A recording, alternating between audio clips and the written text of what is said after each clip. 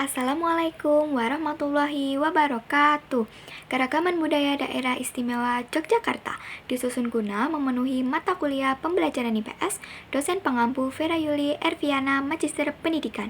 Adapun nama kelompok kami, saya sendiri, 1. Tarisa Ayustiani Haryanto, NIM 190005108, 2. Sabila Wahyu Ramadhani dengan NIM 190005116, 3. Hanif Kusumayuda dengan NIM 1900051, 4. Farizal Yudatama dengan NIM 1900051, dan yang terakhir ada Reina Esli Purnamasari dengan NIM 190005148. Selamat menonton. Kota Yogyakarta dijuluki sebagai Kota Gudeg. Hal tersebut karena gudeg Yogyakarta memiliki ciri khas yang berbeda dengan gudeg lain, yaitu terletak pada cita rasanya yang lebih manis, lebih kering, dan berwarna kemerahan karena penambahan daun jati sebagai pewarna.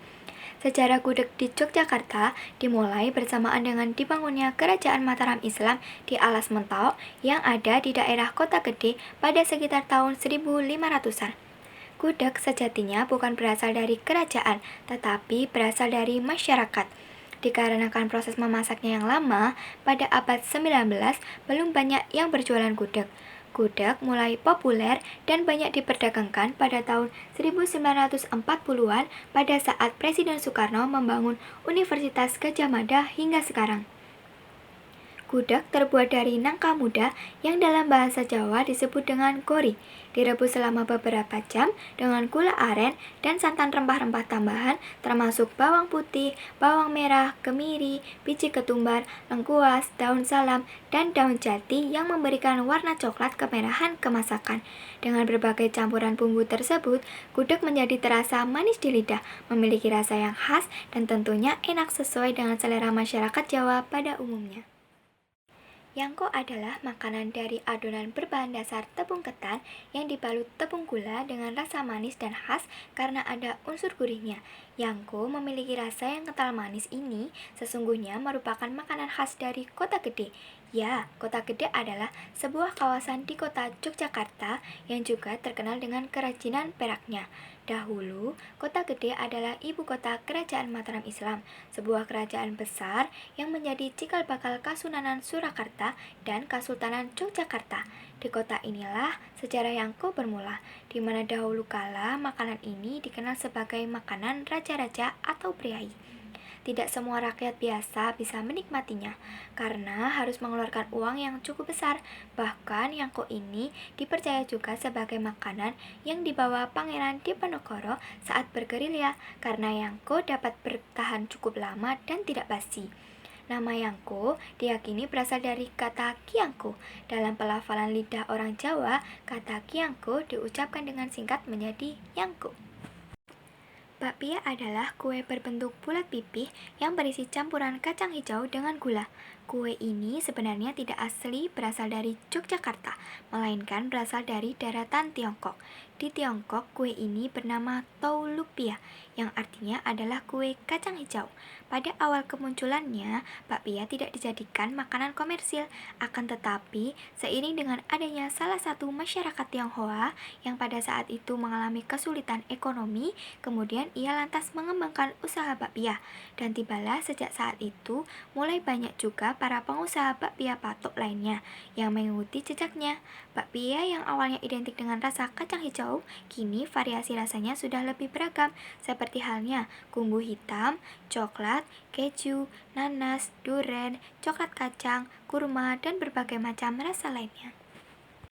Sate kelatak adalah sate yang berbahan dasar daging kambing. Yang membedakan sate kelatak dengan sate lainnya adalah terletak pada bumbu ketika pengolahan sate. Sate kelatak tidak menggunakan bumbu kecap atau kacang, melainkan hanya dibumbui dengan garam. Keistimewaan sate kelatak tidak terhenti sampai di situ. Keistimewaan lainnya dari sate kelatak adalah pada penyajiannya. Tusuk sate yang digunakan bukan dari bambu, melainkan menggunakan besi jeruji sepeda. Penggunaan jeruji ini dipercaya dapat menghantarkan panas yang baik sehingga daging dapat matang dengan sempurna. Gamelan Mengutip dari buku Gamelan Digul di Balik Sosok Seorang Pejuang, Hubungan Antara Indonesia dengan Australia tahun 2002, karya Margaret J. Kartomi, kata gamelan berasal dari bahasa Jawa yaitu gamel, yang berarti memukul atau menabuh. Kata gamel ini kemudian diberi akhiran an untuk menunjukkan kata benda. Gamelan bisa dimaknai sebagai seperangkat alat musik yang dipukul atau ditabuh. Alat musik tradisional ini diperkirakan sudah ada semenjak 404 Masehi. Dalam jurnal Pelarasan Gamelan Jawa tahun 2018, karya Risnandar disebutkan jika gamelan Jawa memiliki sistem nada selindro dan pelok. Selindro berarti 5 nada dan pelok berarti 7 nada. Dua sistem nada ini diatur berdasarkan jarak nadanya. Biasanya laras selindro memiliki jarak nada yang sama, sedangkan laras pelok memiliki jarak nada yang lebar serta pendek. Instrumen gamelan biasanya terdiri dari gendang, gong, suling, gambang, bonar, siter, rebab, kenong, kempul, dan ketuk. Satu upacara adat di Yogyakarta yang terkenal, yaitu yang pertama, Grebeg Maulud. Grebeg Maulud diadakan setiap 12 Rabiul Awal.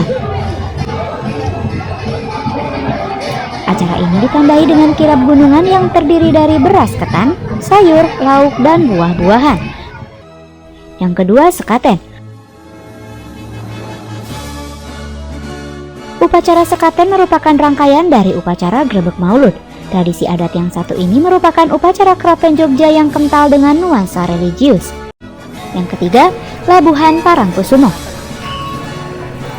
Upacara Labuhan Parangkusumo merupakan bagian dari rangkaian tradisi hajat dalem Tinggalan Jumenengan atau upacara adat penobatan tahta Sultan Jogja. Konon, wisatawan Parangtritis dilarang mengenakan pakaian yang berwarna hijau loh guys. Hindari mengunjungi Candi Prambanan dengan pasangan sebelum menikah. Nah, kalau Anda ingin berkunjung bersama pasangan, maka silahkan ke Taman Sari ya guys. Karena dipercaya hubungan kalian akan langgeng hingga kakek nenek loh guys.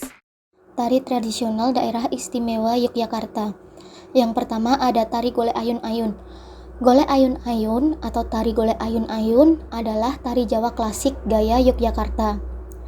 Tari ini diciptakan oleh KRT Sasmintadipura pada tahun 1976.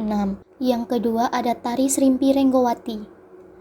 Tari Srimpi Renggowati merupakan tarian yang menceritakan kisah patah hati Prabu Angling Darmo. Nah, kali ini saya mau berbagi beberapa tempat wisata di Jogja yang lokasinya ada di pusat kota. Liburan ke Museum Benteng Verdeburg di Yogyakarta emang bagus ya. Fix, Museum Benteng Verdeburg ini bukan sekedar museum biasa loh. Ini adalah salah satu tempat bersejarah penting di Yogyakarta. Kok bisa? Jadi Benteng Verdeburg ini dibangun pada tahun 1765 sebagai pusat pemerintahan dan pertahanan Belanda, terutama untuk menahan serangan dari Keraton Jogja. Tugu ini sebenarnya dibangun oleh pemerintahan Belanda setelah tugu aslinya runtuh akibat gempa. Tugu yang asli bernama Tugu Golok Gilik yang dibangun oleh Hamengkubuwono I, pendiri Keraton Jogja. Liburan ke Jogja kalau nggak rasanya kalau nggak mampir ke Keraton Jogja, karena ini adalah satu-satunya keraton yang masih punya pengaruh kekuasaan di Indonesia. Lokasinya berada pada Sembu Imajiner antara Pantai Parangtritis, Tugu, Gunung Merapi, dan Keraton Jogja. Logat bahasa masyarakat Daerah Istimewa Yogyakarta. Masyarakat Yogyakarta biasanya menggunakan bahasa Jawa sebagai bahasa kesehariannya. Bahasa Jawa yang dipakai dalam berkomunikasi sehari-hari mempunyai beberapa tingkatan dalam penggunaannya. Yang pertama, ada bahasa Jawa Ngoko. Bahasa Jawa Ngoko adalah bahasa yang dipergunakan untuk berkomunikasi dengan orang yang sederajat, semisal antar teman atau keluarga dekat. Yang kedua, ada bahasa Jawa Madya. Bahasa Jawa Madya biasanya dipergunakan dalam berkomunikasi dengan orang yang tidak sederajat, semisal atasan dengan bawahan atau antara orang tua dengan anak. Secara umum, tingkatan bahasa ini digunakan sebagai ungkapan penghormatan kepada yang lebih tua atau jabatannya yang lebih tinggi. Dan yang terakhir, paling tinggi adalah bahasa Jawa Krama. Bahasa Jawa Krama adalah yang paling halus. Biasanya, bahasa ini dipergunakan oleh orang tua sebagai bentuk sopan santun dan saling menghormati satu sama lain. Lazimnya, bahasa ini digunakan oleh priai dan tokoh masyarakat. Bahasa Jawa yang dikenal dewasa ini dipakai oleh masyarakat Jawa yang berdomisili di wilayah Yogyakarta, Jawa Tengah, dan Jawa Timur. Terdapat 6 kelompok dialek bahasa Jawa yang meliputi dialek Jogja Solo, dialek Banyumasan, dialek Jawa Timuran, dialek Kedu, dialek Semarang, dan dialek Jawa Sunda. Kebudayaan di DIY, suku adat. Suku Jawa merupakan suku terbesar yang berada di Indonesia. Suku ini terkenal akan tata krama lemah lembut dan sopan.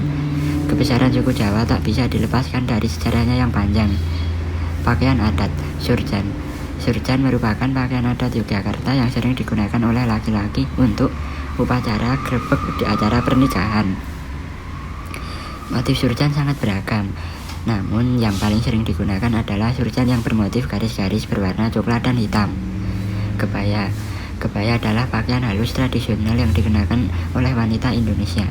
Pakaian rajutan tradisional lainnya seperti songket dengan motif warna-warni. Wilayah persebaran. Secara administratif DIY dibagi menjadi 4 kabupaten 1 kota, yakni seperti gambar di samping. Yang pertama, Kabupaten Kulon Progo, Kabupaten Sleman, Kabupaten Bantul, Kabupaten Gunung Kidul, dan Kota Yogyakarta. Baiklah, sekian materi keragaman budaya dari Daerah Istimewa Yogyakarta.